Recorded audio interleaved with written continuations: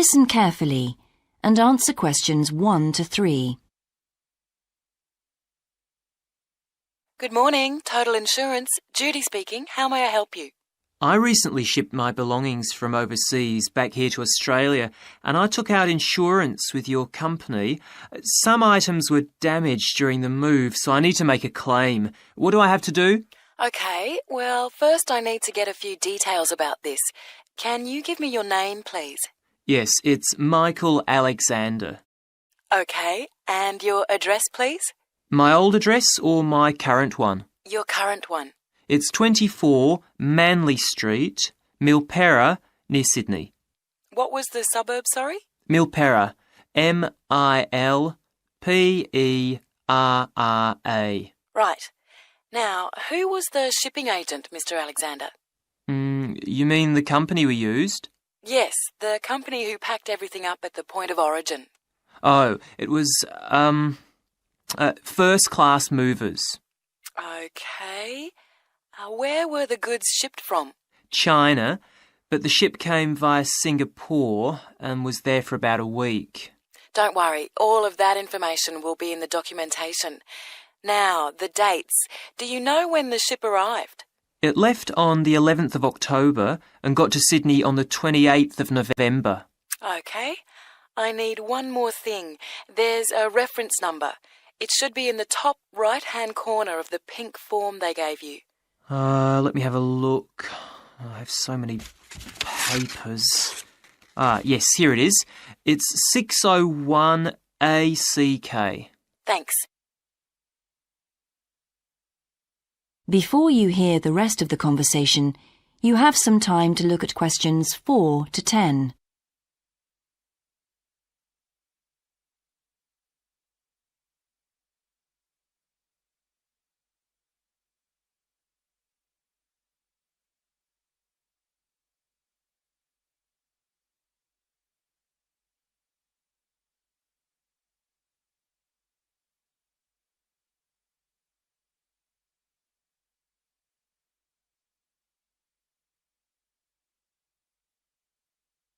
Now listen and answer questions 4 to 10. I need to take down a few details of the actual damage over the phone before you put in a full report. Can you tell me how many items were damaged and what the damage was? Yes, well, 4 things actually. I'll start with the big things. My TV, first of all. It's a large one, very expensive. Insurance doesn't cover electrical problems. It isn't an electrical problem. The screen has a huge crack in it, so it's unusable. I see. Any idea of the price to repair it? No. Well, I don't think it can be repaired. It will need a new one. Okay, I'll make a note of that and we'll see what we can do. Now, what was the second item? The cabinet from the bathroom was damaged as well. It's a lovely cabinet. We use it to keep our towels in. And what is the extent of the damage? Well, the back and the sides seem okay, but the door has a huge hole in it. It can't be repaired. I'm really not very happy about it. And how much do you think it will cost to replace it? Well, when I bought it last year, I paid $125 for it. But the one I've seen here in Sydney is a bit more expensive. It's $140. Right. And what was the third item? My dining room table. It's a lovely table from Indonesia. It must have been very hot inside the container because one leg has completely split down the middle. The top and the other 3 look okay, thank goodness. Any idea of the price to repair it? Well, I had an estimate done on this actually because it is a very special table to us. They quoted us $200, which is really pricey, so I hope the insurance will cover the total cost. I'm sure that will be fine. What was the last item, Mr. Alexander? Well, we have a lovely set of china plates and dishes, with matching cups, saucers, the lot. They were all in the one box, which must have got dropped because some plates were broken. 6, actually. And can you tell me the replacement value of these? Well, it's hard to say because they were part of a set, but they can be up to $10 each as it's such a good set. Okay, so that would be around $60 altogether. Yes, that's right. And is that all of the items? Yes. So, what do I have to do now? That is the end of section 1. You now have half a minute to check your answers.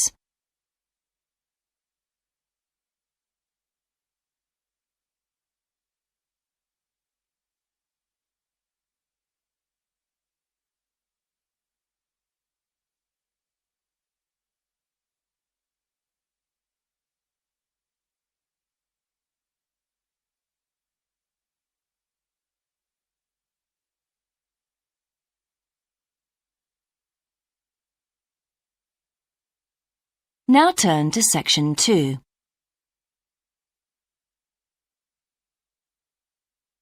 Section 2. You will hear an introductory talk about a new agricultural park. First, you have some time to look at questions 11 to 14.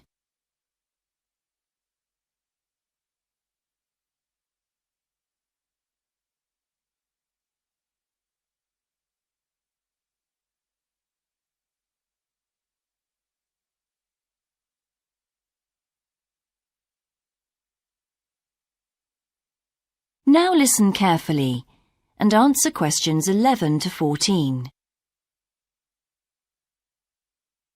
Welcome to Greenvale Agricultural Park. As you know, we've only been open a week, so you're amongst our first visitors. We have lots of fascinating indoor and outdoor exhibits on our huge complex, spreading hundreds of hectares. Our remit is to give educational opportunities to the wider public, as well as to offer research sites for a wide variety of agriculturists and other scientists. Let's start by seeing what there is to do.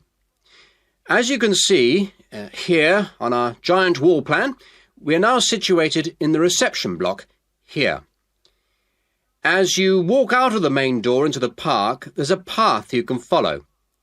If you follow this route, you'll immediately come into the rare breeds section, where we keep a wide variety of animals, which I shall be telling you a little more about later.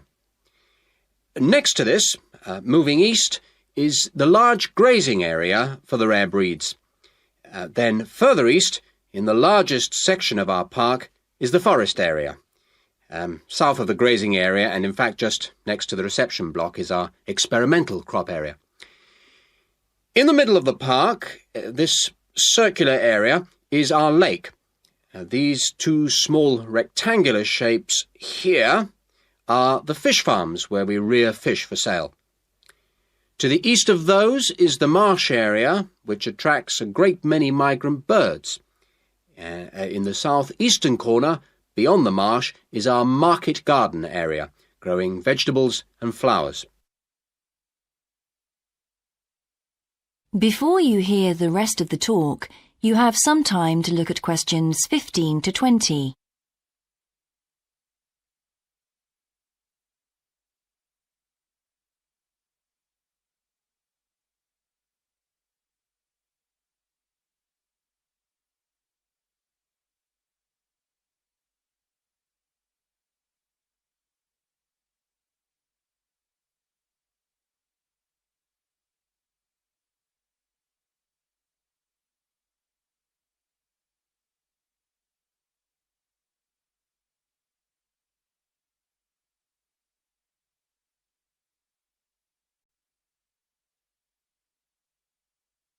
Now listen and answer questions 15 to 20.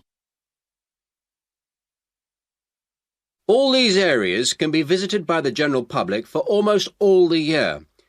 Although, please take note of the large signs at the entrance to each area, which tell you when certain areas are being used for particular controlled experiments and are therefore temporarily out of bounds to the public. You can see for yourself what a huge area the park covers, and a key question is always, how can we move around? Well, you have a choice of means, all environmentally friendly. Cars are banned in the park. We have bicycles, which you can hire behind the reception block here. The healthy ones of you can go on foot.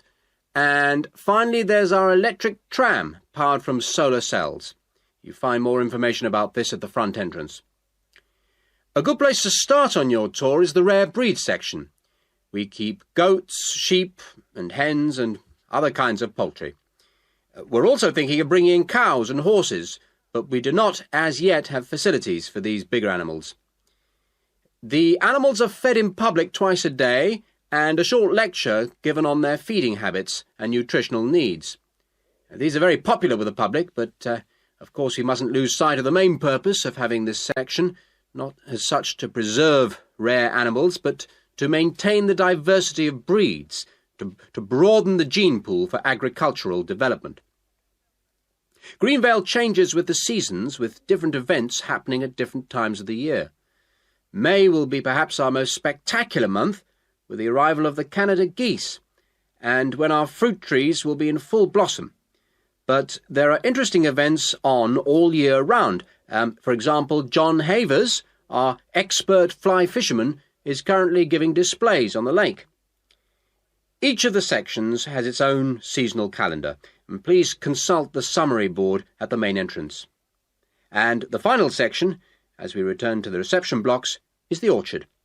Do take time to browse round our shop. There's a wide selection of books on wildlife, some of them written by local authors, and the history of farming, including organic farming, something which the park will be diversifying into in the coming months.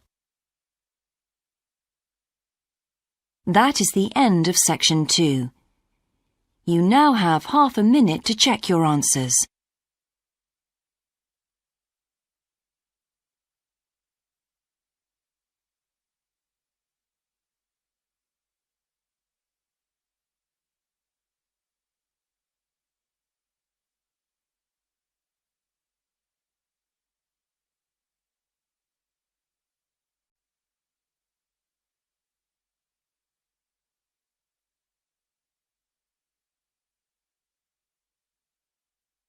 Now turn to Section 3.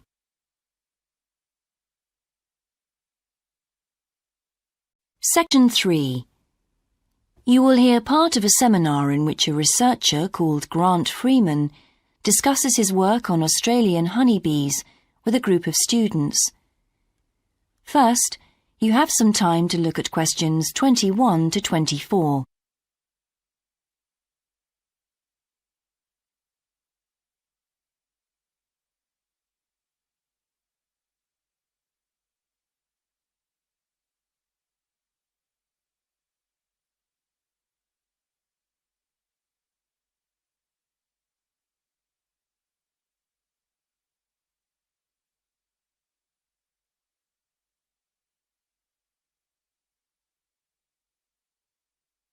Now listen carefully and answer questions 21 to 24.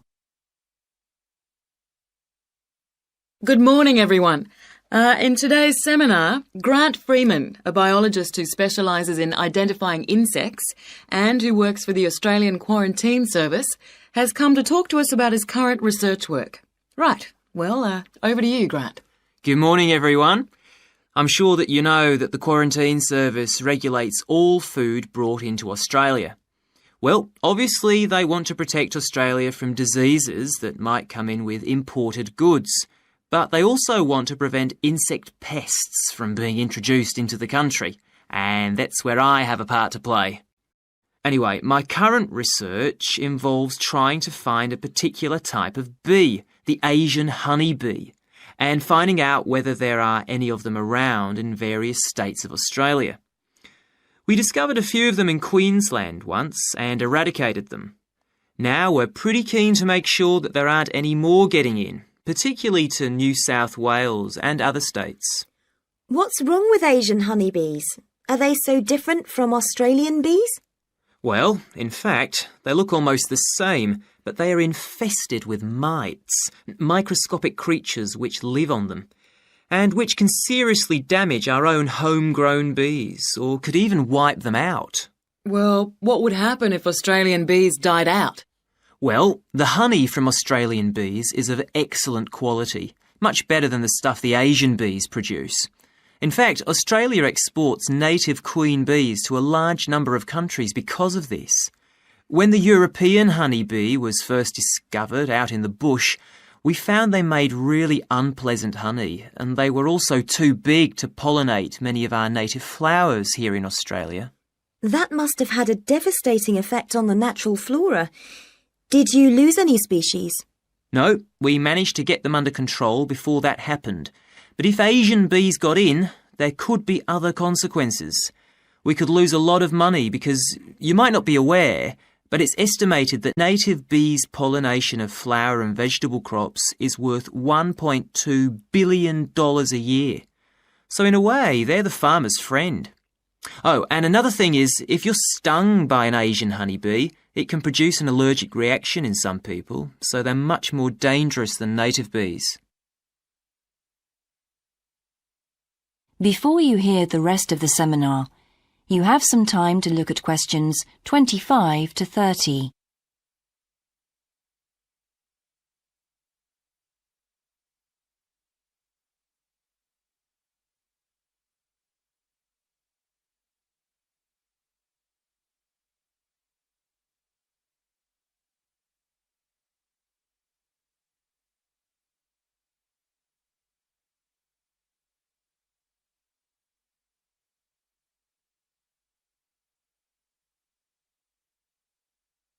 Now listen and answer questions 25 to 30. How will you know if Asian bees have entered Australia? We're looking at the diet of the bird called the rainbow bee-eater. The bee-eater doesn't care what it eats as long as they're insects.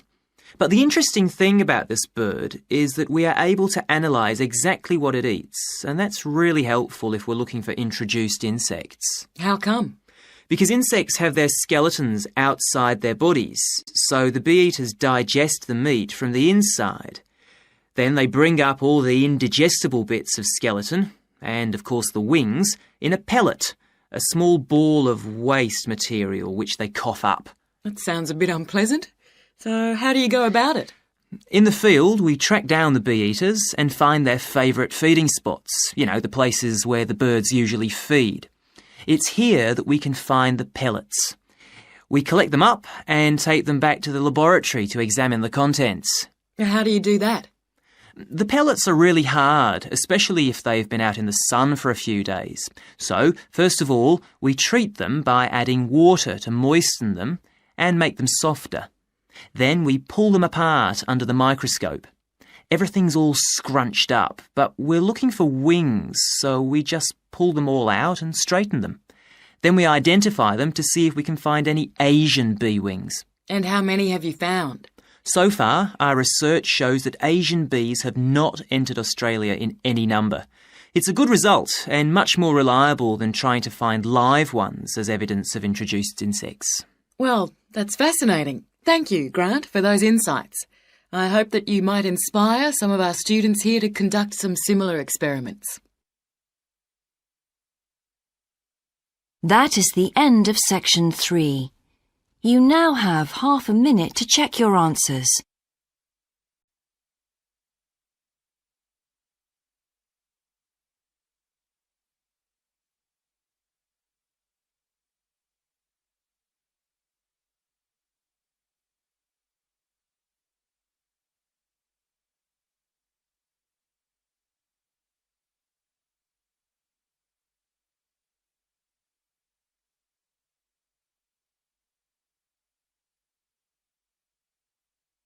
Now turn to section 4.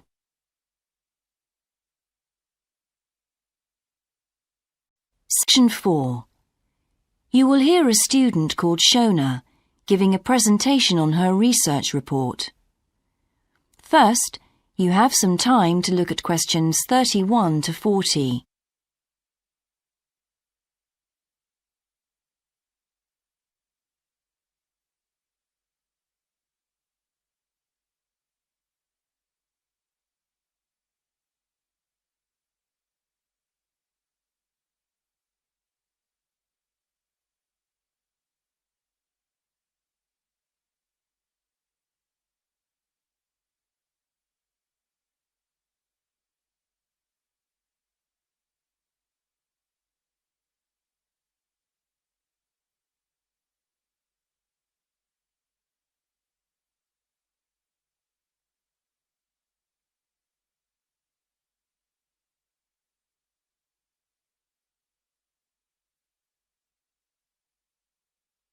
Now listen carefully and answer questions 31 to 40. I've been doing some research into what people in Britain think of doctors, the ones who work in general practice, the first call for medical care, and comparing this with the situation in a couple of other countries. I want to talk about the rationale behind what I decided to do. Now, I had to set up my program of research in 3 different countries, so I approached postgraduates in my field in overseas departments, contacting them by email to organize things for me at their end. I thought I would have trouble recruiting help, but in fact, everyone was very willing, and sometimes their tutors got involved too. I had to give my helpers clear instructions about what kind of sample population I wanted them to use. I decided that people under 18 should be excluded because most of them are students or looking for their first job. And also I decided at this stage just to focus on men who were in employment and set up something for people who didn't have jobs and for employed women later on as a separate investigation. I specifically wanted to do a questionnaire and interviews with a focus group. With the questionnaire, rather than limiting it to one specific point, I wanted to include as much variety as possible. I know questionnaires are a very controlled way to do things, but I thought I could do taped interviews later on to counteract the effects of this. And the focus group may also prove useful in future by targeting subjects I can easily return to, as the participants tend to be more involved. So I'm just collating the results now. At the moment, it looks as if in the UK, despite the fact that newspapers continually report that people are unhappy with medical care, in fact, it is mainly the 3rd level of care, which takes place in hospitals, that they are worried about. Government reforms have been proposed at all levels, and although their success is not guaranteed, long-term hospital care is in fact probably less of an issue than the media would have us believe. However, I've still got quite a bit of data to look at. Certainly, I will need to do more far-reaching research than I had anticipated in order to establish if people want extra medical staff invested in the community, or if they want care to revert to fewer but larger key medical units. The solution may well be something that can be easily implemented by those responsible in local government, with central government support, of course. This first stage has proved very valuable, though. I was surprised by how willing most of the subjects were to get involved in the project. I had expected some unwillingness to answer questions honestly, but I was taken aback and rather concerned that something I thought I'd set up very well didn't necessarily seem that way to everyone in my own department.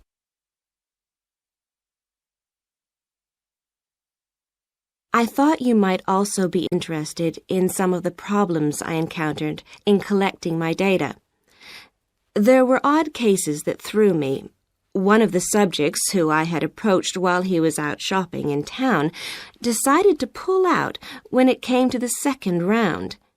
It was a shame, as it was someone who I would like to have interviewed more closely. And one of the first-year students I interviewed wanted reassurance that no names would be traceable from the answers. I was so surprised, because they think nothing of telling you about themselves and their opinions in seminar groups. Then one of the people that I worked with got a bit funny. The questions were quite personal, and one minute he said he'd do it, then the next day he wouldn't. And in the end, he did do it. It's hard not to get angry in that situation, but I tried to keep focused on the overall picture in order to stay calm. The most bizarre case was a telephone interview I did with a teacher at a university in France. He answered all my questions in great detail, but then when I asked how much access he had to dangerous substances, he wouldn't tell me exactly what his work involved. It was a real eye-opener. That is the end of section 4. You now have half a minute to check your answers.